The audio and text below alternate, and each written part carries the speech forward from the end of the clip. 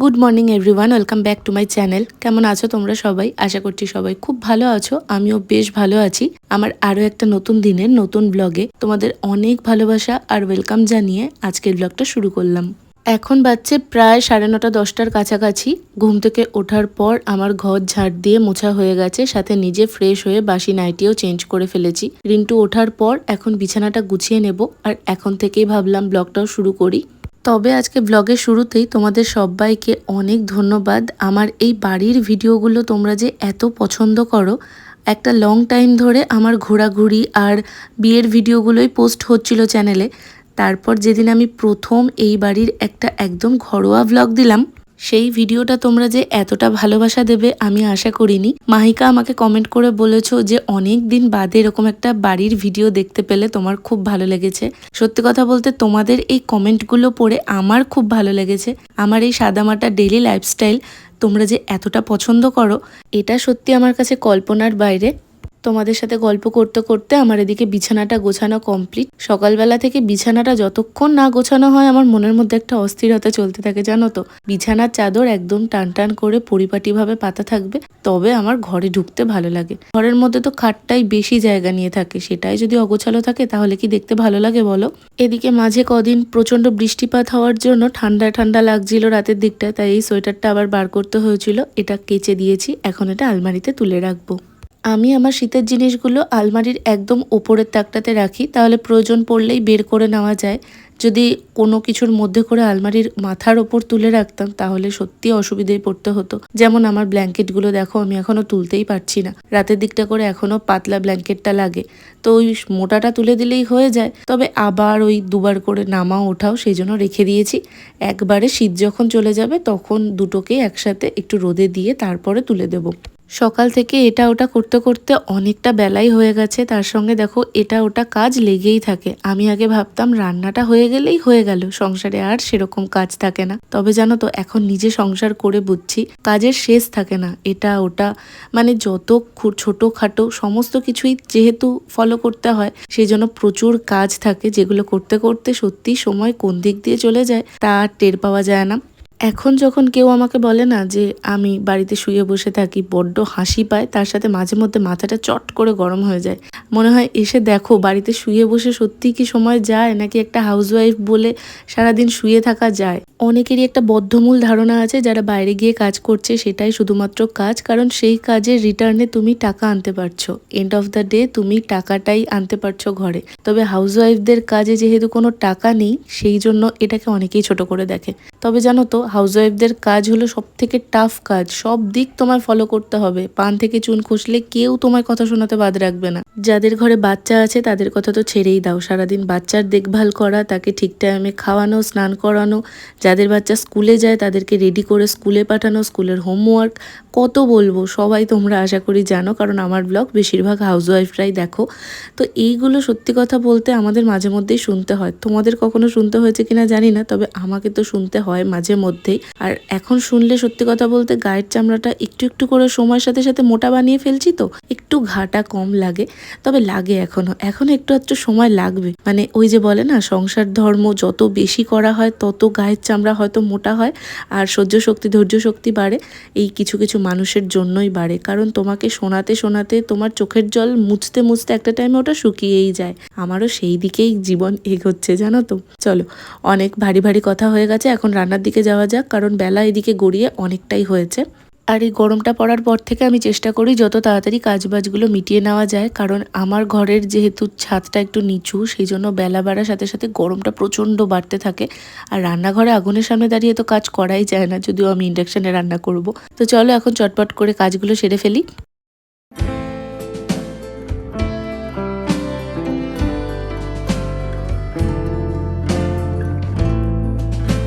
এখন আমি ঝটপট করে ব্রেকফাস্ট বানাবো। কালকে রিন্টু পাউরুটি নিয়ে এসেছিল, সেটা কালকে খাওয়া হয়েছিল, আর বাদবাকি যেটুকুটা আছে সেটুকুটা আমি এখন বানিয়ে ফেলবো।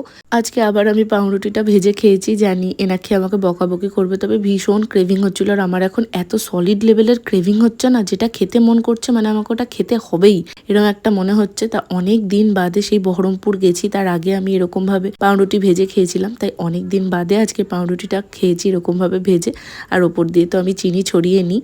আর পাউরুটি খাওয়ার প্রসঙ্গে আমার একটা কথা মনে পড়লো। আমার এভাবে পাউরুটি খাওয়া দেখে এক দিদিভাই আমাকে কমেন্টে বলেছিলে যে তুমিও এরকমভাবে পাউরুটি ট্রাই করেছো আর তোমারও বেশ ভালো লেগেছে। তোমার কমেন্টটা পড়ে আমার খুব ভালো লেগেছিল যে আমার যে জিনিসটা ভালো লাগে সেটা তোমাদেরও কারোর ভালো লেগেছে। এটা আমার বেশ মজা লেগেছিল। তখন আমি বহরমপুরে ছিলাম, তোমার ওই কমেন্টটা পড়ে আমার প্রচণ্ড খেতে ইচ্ছা করছিল পাউরুটি সেই টাইমে। তবে তখন তো হয়নি, ব্রেকফাস্টে মা এটা ওটা বানাতো, তো পাউরুটি এভাবে খাওয়া হয়নি। তাই আজকে এসে একদম চটপট করে বানিয়ে ফেলেছি আর এখন বসে মার সাথে ফোনে গল্প করতে করতে পাউরুটি খাবো।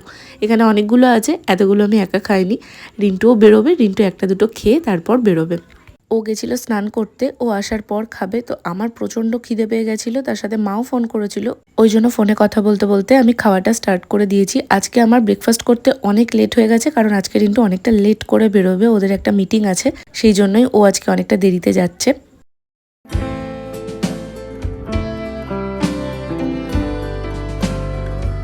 বাচ্চা এখন 1:15। আমি জল টল সব কিছু ভরে আনলাম, প্লাস বাইরের বাথরুমে জল তুলতে হতো, সেটাও করলাম। আমি আজকে ভেবেছিলাম এই 3 তাকটাকে পরিষ্কার করব। প্রচণ্ড ধুলো পড়ে আছে, জিনিসপত্র সমস্ত কিছু এখান থেকে সরিয়ে ভেতরে ভরে দিয়েছি, মানে ড্রেসিং টেবিলটার ভেতরে ভরে দিয়েছি। তবে কিছু প্রোডাক্ট আছে যেগুলোকে বাইরে বের করে ওখানটা করে রাখবো, তবে ওই জায়গাটা না গোছানো অবধি সেটা করা পসিবল না। তবে এখন আমি যাব স্নান করতে, প্রচণ্ড গরম লাগছে। তার সাথে এখানে খাটের ওপর ওই ব্যাগগুলো রয়েছে, ওগুলোকেও আলমারিতে ঢোকাতে হবে। তবে আমার কালকের ব্লগটা রেডি করা হয়নি, ভয়েস দিতে হবে, তাই ভাবছি যে স্নান করে এসে গরমে ভয়েস দেওয়াটা পসিবল হবে না। দেখি কিছুক্ষণ ভয়েস দিয়ে নিই, তারপরে স্নানে যাবো। চোখ মুখ দেখো কেমন মনে হচ্ছে, মানে শুষ্ক। আমি হয়তো সারাদিন জল খাইনি, ঠোঁট ফোট পুরো সাদা হয়ে আছে, কিন্তু জল প্রচুর খাচ্ছি, তাও জানি না কেন এরকম লাগছে। তো চলো আগে একটু ভয়েস দিয়ে নিই, তারপরে স্নানে যাব। ভাবলাম জলটা খাই তারপরে ভয়েস দিতে বসবো। ঘরে দেখছি জলই নেই, জলগুলো সব ভরতে গেছিলাম, তো তারপরে ঘরেই রেখে দিয়েছি। চলো একটা জলের বোতল নিয়ে নিই, ঠান্ডা জল ভরে নিয়ে আসলাম। এই শুরু হয়ে গেল ফ্রিজে জল রাখার দিন। বরফগুলো জমে আগে মুখে দিতাম, ওগুলো তো জল রাখতে হবে, না হলে মুখে দিতে পারবো না। আইস রোলারগুলোর কথা বলছি। তোমাদের সঙ্গে তো ব্রেকফাস্টটা শেয়ার করেছিলাম, তবে তারপরে কি রান্না হয়েছে সেটা আর শেয়ার করা হয়নি। এদিকে আমি চিকেন করেছিলাম, তার সাথে মা করেছিল একটা পাঁচমিশালি তরকারি আর বেগুন ভাজা। ডাল তো কম্পালসারি, ওটা আমাদের হয়ই। আর ভাত মা সকালবেলাতেই করেছিল। লাঞ্চ কমপ্লিট করে এখন চলে আসলাম আমার ঘরে। এই টাইমটা আমার কাছে ভীষণ শান্তির, আমি একটা শান্তির ঘুম দিই। সত্যি কথা বলতে দুপুরের এই টাইমটা আমি এই ঘরে যে শান্তিটা পাই সেটা আমি জগৎ সংসারের আর কোথাও পাই না। শুধুমাত্র এই গরমকালটায় এই ঘরটা এত প্রচণ্ড হিট হয়ে যায়, সেটা যদি না থাকতো আমার কাছে এটা কোনোভাবেই স্বর্গ সুখের থেকে কম কিছু নয়। তো এখন জানলা টানলা দিয়ে দেবো, কারণ এরপর খোলা থাকলে ঘরে প্রচণ্ড মশা হয়ে যায়। আমাদের এদিকে মশাটা এমনিতে কম, তবে ওই সন্ধ্যের টাইমটা করে যদি জানলাটা খোলা থাকে তাহলে একটু মশা হয়। আবার পুরোপুরি যখন শীত পড়ে যায় বা পুরোপুরি যখন গরম পড়ে যায় তখন আবার মশার উপদ্রবটা অনেকটাই কম হয়। সিজন চেঞ্জের টাইমটাতে মশাটা বেশি হয়। আর বহরমপুর হলে জানলা দরজা খোলা রাখাই যাবে না, এত মশা, মানে তুমি বসে বসে কম করে 1-150 মশা মেরে ফেলতে পারবে, এরকম মশার উৎপাত ওখানে। এই গরমটা পড়ার পর থেকে আমার দুপুরবেলা শোয়ার আগ দিয়ে একবার করে গা ধোয়ার অভ্যেস, তো সেটাই একটু গা হাত পাটা ধুয়ে নিলাম। এখন একটা টানা ঘুম দেবো। চলো সন্ধ্যেবেলা তোমাদের সঙ্গে একদম দেখা হচ্ছে।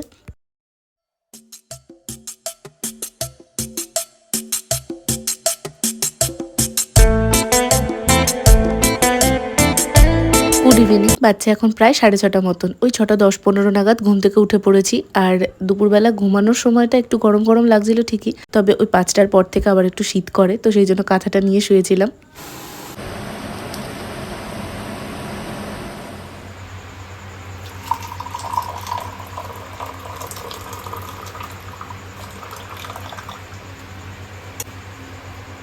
ওদিকে মা নিজের জন্য চা করছিল। আমি চাটা সন্ধেবেলাতে খেতেই হবে এমন ব্যাপার নেই, নিজে যদি কখনো বানাই তবে আমার খেতে বেশ ভালো লাগে। আমি আদা তেজপাতা সবকিছু দিয়ে বানাই। তো যাই হোক, আমি এখন জানলা দরজাটা একটু খুলে দিলাম, বেশ ঠান্ডা ঠান্ডা হাওয়া আসছে বাইরে থেকে। আর এই কুশনগুলো ইউজ করতে করতে না কেমন একদম নেতিয়ে গেছিল, একটু ভালো করে এরকম বাড়ি মেরে দিলে আবার কুশনগুলো ঠিক হয়ে যায়। এই কুশন কভারগুলো সেই প্রথম থেকেই লাগানো আছে, মাঝে একবার খুলে কেচে দিয়েছিলাম, আবার কেচে দিয়েই পরিয়ে দিয়েছিলাম। তো এই কুশনের কয়েকটা কভার আমার নেওয়ার ইচ্ছা আছে, কয়েকটা মানে একটা নতুন সেট নেওয়ার ইচ্ছা আছে। তো দেখি বহরমপুর গেলে মা আর আমি একসাথে নেব, মার ওদিকেও হয়ে যাবে চেঞ্জ করা, আমারও চেঞ্জ করা হয়ে যাবে। আর বহরমপুর থেকে আসার পর এই ব্যাগের মধ্যে টুকটাক কয়েকটা জিনিস ছিল, সেগুলোকে আর বের করা হয়নি, এই জন্য এখন সেগুলোকেও বের করে নেব। ব্যাগগুলোকে তো গোছানো আমার আজ কাল করে হচ্ছিলই না। তো রিন্টুর ব্যাগটা সেদিনকে গুছিয়েছি, আমার ব্যাগটা থেকে জিনিসপত্র কিছুটা বের করা হয়েছে, তারপরও বেশ কিছুটা জামা কাপড় খাটের ওপরও দেখতে পাচ্ছ হয়তো এখনো জড়ো হয়ে আছে। আসলে যেগুলো মা কেচে দিয়েছিল সেগুলো তো সাথে সাথে আলমারিতে গুছিয়ে দিয়েছি, যেগুলো কাচতে হতো সেগুলোকে কাচা হয়েছে, ওগুলোই এখন খাটের ওপর জড়ো হয়ে আছে। এই সানগ্লাসটা বহরমপুর মেলা থেকে কিনেছিলাম, তো সেটাকে এখন ঠিকঠাকভাবে গুছিয়ে রেখে দেবো।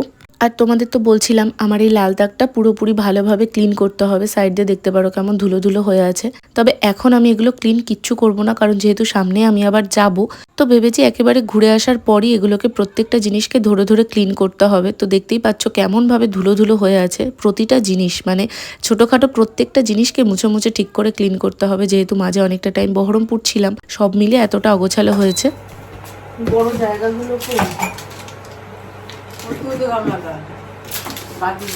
এটা ওই যে স্টিলেরটা নে, এটা এটা কি এটা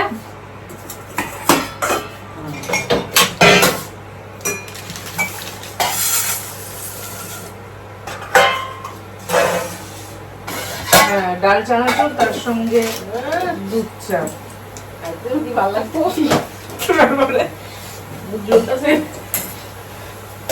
মা ওদিকে নিজের জন্য দুধ চা করছিল, আর আমি এদিকে এখন ডাল চানাচুর দিয়ে পেঁয়াজ কুচিয়ে সবকিছু দিয়ে ভালো করে ঝালঝাল করে মুড়ি মাখবো। মুড়ি এরম ভাবে মেখে খেতে আমার ভীষণ ভালো লাগে। অ্যাকচুয়ালি মুড়িটাই আমার খুব ভালো লাগে, সে যে কোনো ভাবে হোক, মুড়ি এরকম চানাচুর দিয়ে মেখে হোক, তরকারি দিয়ে হোক, আমার বেশ ভালো লাগে। তো এখন সন্ধ্যাবেলার জন্য টিফিনে এটাই হয়ে যাবে। তোমরা তো দেখতেই আমি প্রায় ব্রেকফাস্ট আগে স্কিপ করে দিতাম, তোমাদের বকাঝকা শুনেই ওটা আমি কন্টিনিউ খাই এখন। তবে আমার না ব্রেকফাস্টের টাইমে অতটা খিদে পায় না, কিন্তু সন্ধেবেলাতে আমার প্রচণ্ড খিদে পেয়ে যায়। এই টাইমটায় আমাকে কিছু খেতে হবেই, কারণ দুপুরবেলা আমরা লাঞ্চ করি মোটামুটি 2:30-3টে, এর বেশি কখনোই হয় না। তারপর আমাদের রাত্রে খেতে খেতে প্রায় 12টা 12:30 হয়ে যায়। এই জন্য মাঝে অনেকটা গ্যাপ যেহেতু থাকে, সেই জন্য এই টাইমটা প্রচণ্ড খিদে পেয়ে যায়। ওদিকে চানাচুর দিয়ে ভালো করে মুড়ি মাখার পর মাকে মার ভাগেরটা দিয়ে আমারটা নিয়ে আমি চলে আসলাম আমার ঘরে। এখন মাকে একটা ফোন করব, এই সন্ধ্যের টাইমটা করে মার সাথে একটু কথা হয়, তারপর রূপকথাকেও একটু ফোন করব। এই দুজনকে আমার প্রত্যেক দিন সন্ধ্যেবেলা রুটিন করে ফোন করা হয়, তার সাথে মুড়িটা খাবো। আজকের ব্লগটা তোমাদের কেমন লাগলো অবশ্যই একটা কমেন্ট করে জানিও। যদি ভালো লাগে তাহলে লাইক করে দিও, চ্যানেলে প্রথমবার হলে সাবস্ক্রাইব করে পাশে থেকো। টাটা।